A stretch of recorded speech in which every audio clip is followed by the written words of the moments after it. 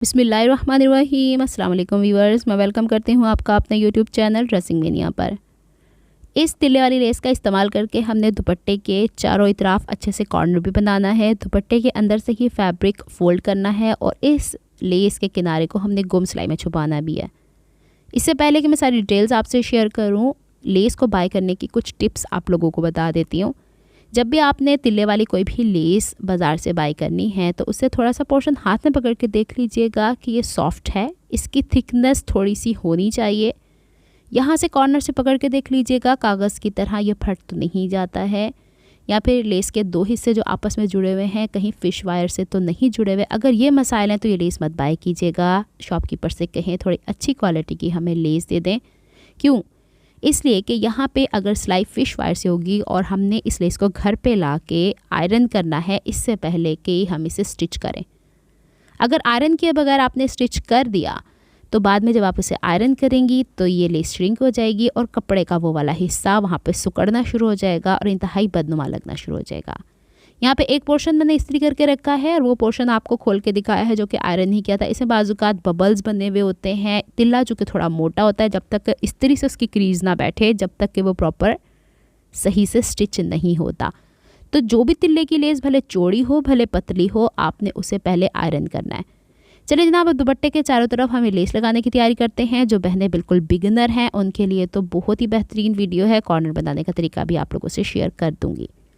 सबसे पहले दुपट्टे की चौड़ाई पे, यानी कि ये जो लंबाई वाले हिस्से हैं इसमें कन्नी का हिसाब देखना है। अगर कन्नी में खिंचाव है तो वो हिस्सा कट कर देना है। लेकिन मेरे दुपट्टे में चूँकि कन्नी में खिंचाव नहीं आ रहा है, कन्नी बोलते हैं साइड के किनारों को, तो मैं इसको एज इट इज़ लेके चलूँगी और पूरे लंबाई में 2-2 इंच पे मैं निशान लगा दूँगी और फिर यहाँ पे इसे पकड़ के क्रीज बता लूँगी। दोनों लंबाई वाले हिस्सों पे हम लेस पहले लगाएंगे, फिर इसके बाद हम चौड़ाई वाले हिस्सों पे लेसेस लगाएंगे। चले यहाँ पे मैं अच्छे से कॉर्नर एडजस्ट करती हूँ। मेन मकसद हमारा यहाँ पे क्रीज लाइन मेंटेन करना है। अब पूरे दुपट्टे पे मैं चौक से निशानात नहीं लगाना चाह रही थी। बेहतर तरीका यही होता है कि छोटे पोर्शंस पे निशान लगा के आप क्रीज बना लें। किसी किस्म की लेस स्टिच करनी है, बाकी का साइज़ मैं 3.5 नहीं रहने देती, मैं 4 कर लेती हूँ। ये भी एक टिप है आप लोगों के लिए। अब यहाँ पे लेस का जो सिरा मैं ऊपर की तरफ रख के स्टिच करी हूँ उसे पलट के पीछे की तरफ चले जाना है। तो यहाँ पे जो मैंने क्रीज़ बनाई है उससे मैंने जितनी धनक की चौड़ाई है उससे थोड़ी दूरी पे, यानी समझे कि उतना ही गैप दे के यहाँ पे मैं सिलाई लगा रही हूँ। सिलाई आ रही है ये जो तिकोने तिकोने से समोसे बने इसकी जड़ में, और यहाँ पे गैप देने का मकसद ये है कि जब ये लेस पलटेगी तो अपनी स्पेस यहाँ पे कवर कर लेगी और 2 ही इंच का मार्जिन बैक की तरफ पलटने के लिए रखा जाएगा। दुपट्टे के लिए जो धागा इस्तेमाल कर रही हूँ सेम वही मैं लेस के ऊपर इस्तेमाल कर रही हूँ। अदरवाइज़ हम गोल्डन धागा इस्तेमाल कर सकते थे, लेकिन चूँकि ये गुम सिलाई में स्टिच होना है इस वजह से बार बार धागे बदलने की भी ज़रूरत नहीं है। यहाँ पे मैंने आपको दिखा दिया है कि यहाँ पे सिर्फ ये ट्रायंगल्स शो होने वाले हैं और दूसरे हिस्से हम यहाँ पे दबा देने वाले हैं।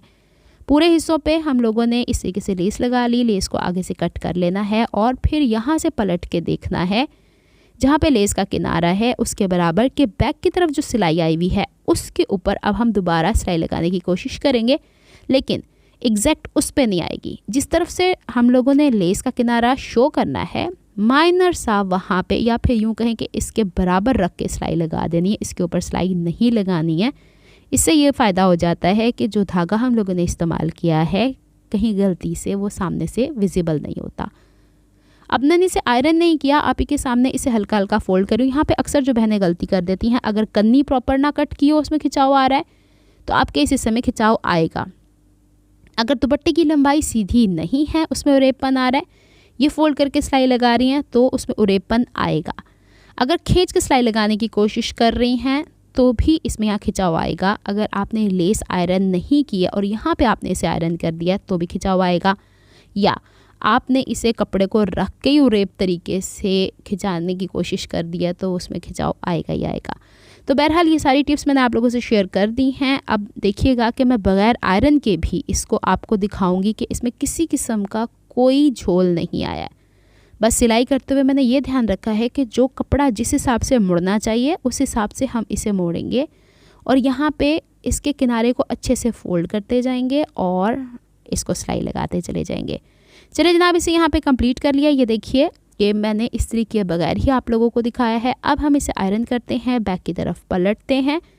अगर मैं डायरेक्टली भी इसे फ़ोल्ड करना चाहूँ बैक की तरफ तो ईज़िली हो जाएगा, लेकिन कुछ यहाँ पे काम इस्त्री का भी होता है, उससे भी हमें काम लेना चाहिए ताकि खूबसूरती कपड़े के अंदर आए।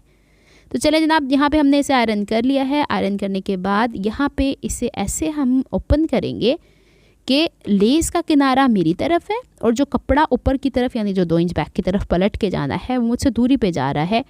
पहले तो इसको इस रुख पे हम लोगों ने आयरन करना है कि लेस मेरी तरफ और इसके अंदर जो बैक की साइड पे जो दबाया है लेस का हिस्सा वो हमसे दूरी पे जाना चाहिए। ये अगर आप फॉलो करेंगी तो आपके पास भी सेम वही रिज़ल्ट आएगा जो मेरे पास यहाँ पे आया। अब यहाँ पे थोड़ी सी और एहतियात की ज़रूरत है। अमूमन तो हम पलटा लगाते हैं तो यहाँ कॉर्नर की सिलाई लगाते हैं, लेकिन मैं यहाँ नहीं शो करना चाह रही हूँ, उससे थोड़ा सा हार्ड हो जाता है यहाँ पे। तो यहाँ पे जो 2 इंच का मार्जिन बैक की तरफ फ़ोल्ड हो जाने वाला है उसको थोड़ी सी एहतियात के साथ बैक की तरफ फ़ोल्ड किए जाती हूँ और फ़ोल्ड करने के बाद उसे आयरन किए जाती हूँ। अब लास्ट स्टेप, जितना कपड़ा हमने यहाँ पे फ़ोल्ड करना है उसे मैंने फ़ोल्ड किया है और डबल साइडेड हेमिंग या फ्यूजिंग टेप जो होती है उसका इस्तेमाल करके इसे मैंने यहाँ पेस्ट कर लिया है। उसका इस्तेमाल मैं तब दिखाऊंगी जब मैं इसकी चौड़ाई वाले हिस्सों पे काम करूँगी। यहाँ पे लंबाई वाले दोनों हिस्से मैंने रेडी कर लिए हैं। देखें किसी किस्म का कोई भी सिलवट नहीं आई है इसके अंदर, तो आपने भी इसी तरीके से काम कर लेना है, बस उरेब का ख्याल रखिएगा। अब इसके हम लोगों ने चौड़ाई वाले हिस्से पे काम करना है। वाइट वाला हिस्सा चूँकि कपड़ा थोड़ा सा सी थ्रू है तो दिखेगा, तो इसको मैं चौड़ाई पे डबल फोल्ड करके इस तरह स्ट्रेट लाइन लगा दी है और इसको मैं कट किए दे रही हूँ। एक फ़ायदा ये भी हो गया कि धागे निकले हुए होते हैं अमूमन वो भी ख़त्म हो जाएंगे, सीधा भी हो जाएगा और वाइट वाला हिस्सा सी थ्रू हो जाता तो वो बड़ा ऑकवर्ड सा लगता। यहाँ पे भी 2 इंच दुपट्टे को मैंने खोल लिया और यहाँ पे भी 2 इंच का मार्जिन या जितना हम लोगों ने दुपट्टे की लंबाई के रुख पे रखा है वही यहाँ पे निशान लगाना है। यहाँ पे भी लेस को उसी तरीके से स्टिच करना है जिस तरीके से हम लोगों ने लंबाई वाले हिस्सों पे, लेकिन एक काम यहाँ पे इजाफी करेंगे कि आर पार हमने 1-1 इंच एक्स्ट्रा सिलाई के लिए लेस रखनी है। सेम वैसे ही फोल्ड कर रही हूँ जैसे हम लोगों ने लंबाई वाले हिस्से फोल्ड किए थे, इसी तरीके से। अच्छा, चौड़ाई वाले हिस्से में एक गलती ये हो सकती है बहनों से, चूँकि कपड़े में थोड़ा सा खिंचाव होता है। मेरा तो खाड़ी नेट का दुपट्टा है, इस वजह से कोई इतना मसला हो नहीं रहा, लेकिन बाज़ का शिफॉन के क्रिंकल शिफॉन के दुपट्टाज होते हैं उस पर हम ये लेस लगाने की कोशिश करते हैं, तो उसमें कहीं पे नम आ रहा है ना, यानी हल्का सा बीच में कहीं झोल सा, उसको वहीं दबा दिया करें, उसको खींच के बाहर लाने की कोशिश मत करें। ये तो कपड़े की अपनी क्वालिटी है। चलें अब इसी क्रीज़ के ऊपर यानी उससे जितने हमारी यहाँ पे लेस का बॉटम वाला हिस्सा चौड़ा है धनक का, उतना ही हम लोगों ने इसे यहाँ पे गैप छोड़ना है और यहाँ पे वैसे ही सिलाई लगानी है। अच्छा, अब चौड़ाई के हिस्से पे सिलाई लगाते हुए एक काम ये भी हो सकता है कि आपने दुपट्टा खींच लिया, आपने लेस को यहाँ पे ढीले हाथों से रखना है और जहाँ ख़त्म करना है वहाँ पे भी आपने 1 इंच का मार्जिन लेस का छोड़ना है। धागे थोड़े से लंबे मैंने इसलिए छोड़ दिए हैं कि एक काम और कर सकते हैं कि ये जो लेस सामने की तरफ आ रही है धागों समेत, इसे उठाएं और बैक की तरफ हम लोग ले जाएंगे अभी थोड़ी देर में, लेकिन बैक की तरफ पहले हम सिलाई लगाते हैं। दोनों तरफ लंबाई में धागे आपने छोड़ देने हैं, बैक के ऊपर वहीं पे सिलाई लगानी है जैसे मैंने आपको लंबाई वाले हिस्सों में बताई है।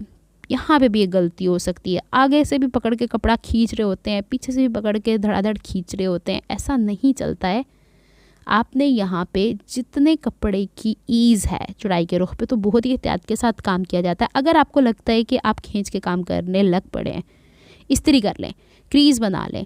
जब आप क्रीज़ बना लेंगी तो सवाल ही पैदा नहीं होता कि कपड़े में खिंचाव आएगा। बहरहाल जनाब, इसको हमने यहाँ पे कंप्लीट किया है। यहाँ पे ये जो धागे निकल के आ रहे हैं इसको आप एक काम और कर सकती हैं कि इस तरह फ़ोल्ड करके यहाँ पे जो हिस्सा हमने लेस का गुम किया उसके ऊपर कर दें इस तरह से सिलाई। अभी इसको भी छुपाते हैं।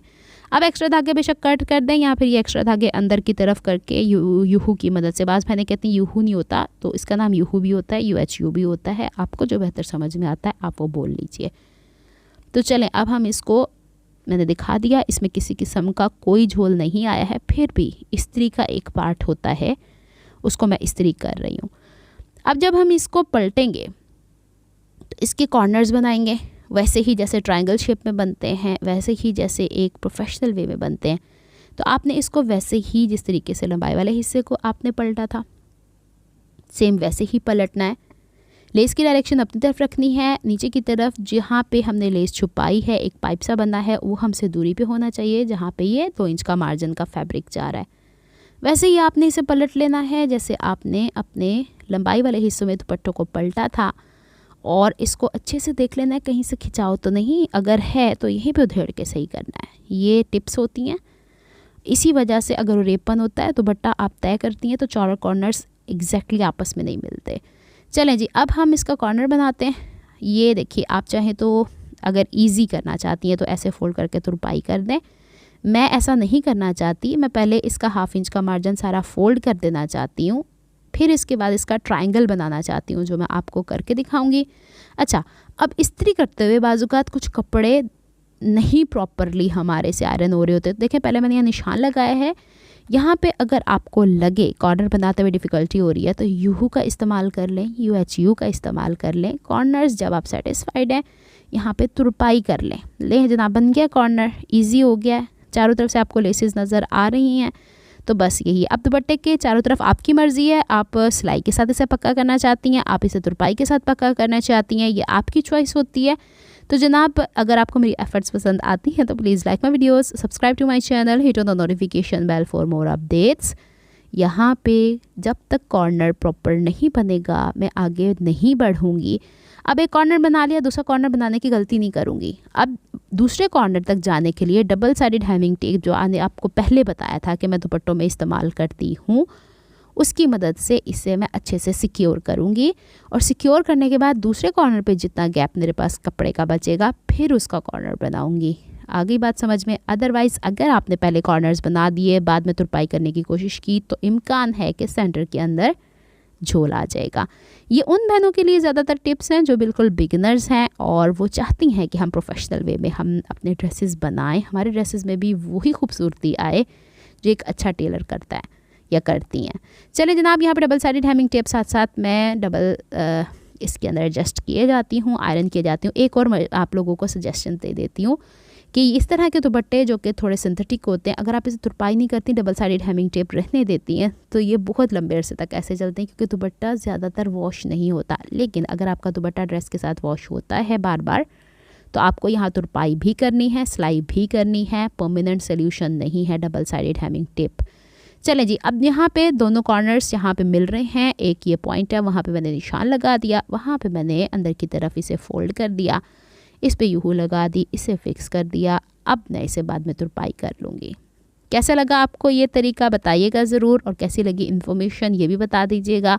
आप लोगों ने इस वीडियो में क्या सीखा कमेंट में ज़रूर बताइएगा। कमेंट की शॉर्टेज रहती है आप लोगों की तरफ से, मुझे अच्छा लगता है जब भी मेरे पास फ्री टाइम होता है मैं कोशिश करती हूँ हर बहन को मैं कमेंट में रिप्लाई करूँ। चलिए जनाब, देख लिया आपने, कॉर्नर्स परफेक्टली बन गए हैं, कहीं से नहीं लग रहा कि हमने चारों तरफ एक जैसी लेस नहीं लगाई। मिलती हूँ मैं आपसे नेक्स्ट वीडियो में किसी नए प्रोजेक्ट या आइडिया को लेके। तब तक के लिए दुआ में याद रखिएगा, अपना बहुत सारा ख्याल रखिएगा। And this is the final look of my dupatta. Next video तक के लिए अल्लाह हाफिज़।